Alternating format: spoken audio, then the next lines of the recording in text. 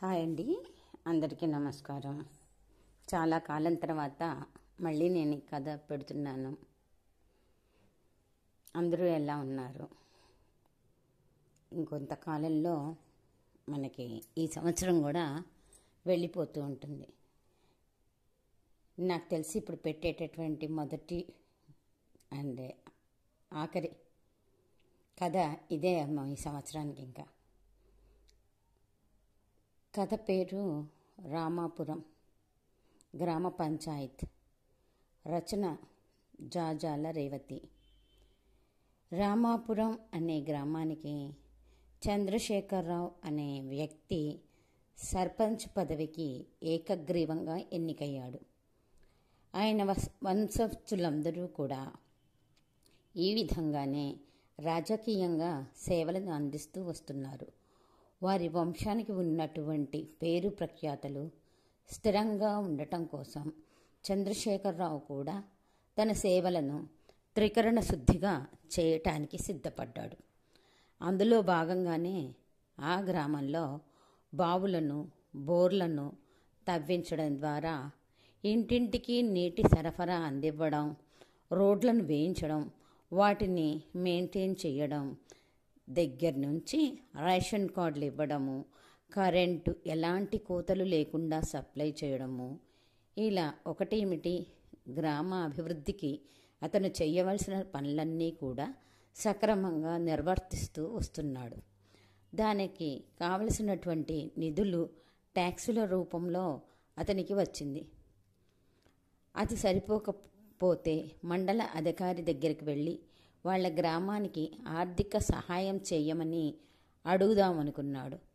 ఆ ప్రయత్నంలో తను ఉండగా అదే గ్రామానికి చెందినటువంటి అతని ప్రతికూల శత్రువు, రాజకీయ నేత ఇతని ఎదుగుదలని చూడలేక ప్రజల్లో విషబీజాన్ని నాటడానికి అదేవిధంగా మండలాధికారి దగ్గరికి వెళ్ళి గ్రామంలో అభివృద్ధి పనులు సరిగా జరగటం లేదని, గ్రామ ప్రజలందరూ చాలా ఇబ్బందులు ఎదుర్కొంటున్నారని, సర్పంచ్ బెదిరింపులతో వాళ్ళు ఊరు దాటి బయటకి వచ్చి వారి సమస్యలను మండలాధికారికి ఫిర్యాదు చేయలేకపోతున్నారని చెప్పాడు. అలాగే ప్రజల దగ్గరికి వచ్చి సర్పంచ్ గారు మండలాధికారి ఇచ్చినటువంటి ఫండ్స్ని దుర్వినియోగం చేసి తన స్వఖర్చులకి వాడుకుంటున్నాడని ప్రజలని మభ్యం పెట్టడానికి ప్రయత్నం చేస్తున్నాడు. ప్రతిపక్ష నేత ప్రజలంటే తెలుసు కదండి, వాళ్ళ అవసరాలు తీరాక కూడా మనుషుల్ని దోషులను చేసి నిలబెట్టడానికి 10 రాళ్లు వేయడానికి ఎప్పుడూ సిద్ధంగా ఉంటారు. ఆ విధంగా తను ఎంత మంచి చేయాలనుకున్నా కూడా ఆ గ్రామానికి ప్రజలకు కానీ ప్రతిపక్ష నాయకుడు కానీ సహకరించకపోలేదు సరికదా. చేసేటటువంటి పనికి ఆటంకాలు, అవరోధాలు కల్పిస్తూ అతనిని ఎదగనీయకుండా ఆపడానికి అన్ని విధాలా, అంటే నిధులు విడుదల కాకుండా రాజకీయంగా కూడా ఎలాంటి సహాయ సహకారాలు అందకుండా ఉండేటటువంటి అవకాశాలన్నింటినీ మండల ఆఫీస్ నుంచి తన ప్రతిపక్ష నాయకుడికి నిలిపివేశాడు. ఇక చేసేది లేక చంద్రశేఖరరావు తన ఇంటిలో ఉన్నటువంటి కొంత ధనాన్ని, అది సరిపోకపోతే తన భూములను కూడా అమ్మేసేసి ఉన్న ఆస్తిని కూడా గ్రామ అభివృద్ధి పనులకి వెచ్చించి ప్రజల యొక్క బాగోగులను చూస్తూ వచ్చాడు. ప్రజలు మాత్రం సంతోషంగా ఉన్నారు. అన్ని సదుపాయాలు ఉన్నందుకు సర్పంచ్ గారిని మెచ్చుకోవడం కానీ ధన్యవాదాలు చెప్పడం కానీ చెయ్యకుండా చాలా నిర్లక్ష్యంగా చూస్తూ ఎవరి కోసం చేస్తావు అనే విధంగా వాళ్ళ ప్రవర్తన ఉంది. కానీ ఇది ఏదీ పట్టించుకోలేదు చంద్రశేఖర్. ఒకసారి వాళ్ళ గ్రామానికి మండల అధికారి పర్యవేక్షించడానికి వచ్చాడు. ఆ గ్రామ అభివృద్ధి పనులు ఎలా జరుగుతున్నాయో తెలుసుకోవడానికి. ప్రజలకు కానీ సర్పంచ్ కానీ ఎవరూ ఎలాంటి ఫిర్యాదు చేయలేదు. అయినా ఈ గ్రామానికి మండలం ద్వారా నిధులు కూడా శాంక్షన్ చెయ్యలేదు. ఆ గ్రామ యొక్క అభివృద్ధి పనులు, ప్రజల బాగోగులు తనిఖీ చేయడానికి ఒకసారి గ్రామాన్ని సందర్శిద్దామని వచ్చి చూసేటప్పటికీ గ్రామం అంతా ఎంతో అభివృద్ధితో ప్రజలందరూ సంతోషంగా ఉన్నారు. ప్రజలందరూ మండలాధికారిని చూసి, మీరిచ్చినటువంటి ధనం ద్వారానే మా సర్పంచు ఈ గ్రామాన్ని ఇంత ఉన్నత స్థానంలో నిలబెట్టారు అని చెప్పారు.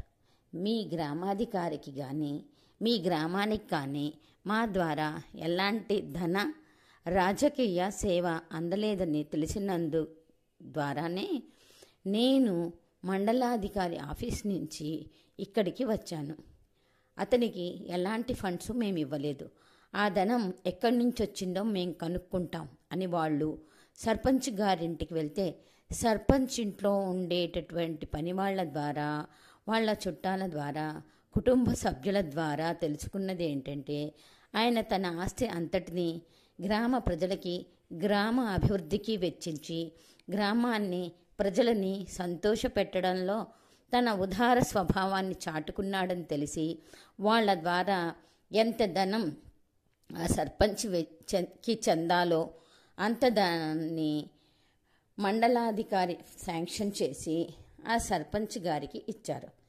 ఇలా సర్పంచ్ ఎన్ని మంచి పనులు చేసినా కూడా అతనికి ఆర్థికంగా కానీ, రాజకీయంగా కానీ, ప్రజల పరంగా కానీ ఎన్నో ఒడిదుడుకులను వాళ్ళు ఎదుర్కొంటూ వస్తారు. ఇలాంటి సర్పంచులు చాలా అరుదుగా మనకి కనిపిస్తారండి.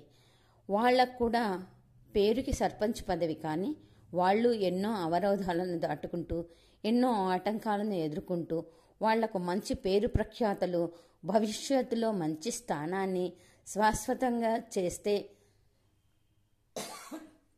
ఏం చేస్తారో, ఎలా పొందుతారో చెప్పండి. అందుకని మనమే మంచి వ్యక్తులైనటువంటి మన మండలాధికారిని కానీ, సర్పంచ్ గారికి కానీ మనం తప్పకుండా గుర్తుపెట్టుకోవాలి. వాళ్ళకి మన తరఫున, ప్రజల తరఫున రాజకీయాల మద్దతు, వారు ఉన్నంత స్థానాలను చేరుకోవాలని మనం మనస్ఫూర్తిగా కోరుకుందాం. అలాగే వారికి ధన్యవాదాలు కూడా తెలియచేసుకుందాం. సరేనా? ఇదండి నా కథ. నా ఛానల్ లైక్ చేసి, షేర్ చేసి, సబ్స్క్రైబ్ చేయమని మిమ్మల్ని అందరినీ ఒకసారి విన్నవించుకుంటున్నానండి. ధన్యవాదాలు.